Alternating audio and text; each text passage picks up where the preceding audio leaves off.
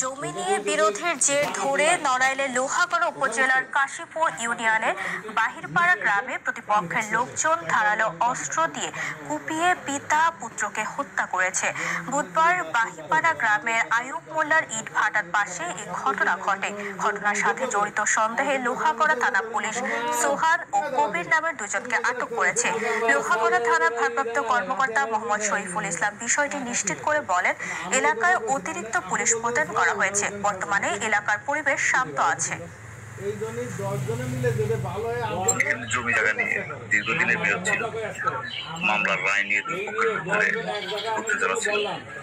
এরা একাধিকবার সালিশ বৈঠক করছে, মীমাংসা হয়নি। এক পক্ষ মামলার রায় পেয়েছে। রায় পেয়ে জানা গেছে যে তারা সকালবেলা জমি চাষ করতে গেছে বিলের ভিতরে। প্রতিপক্ষ এসে কয়েকজন এসে তাদেরকে আঘাত করে। উভয় পক্ষে আহত আছে, ঘটনাস্থলে একজন নিহত।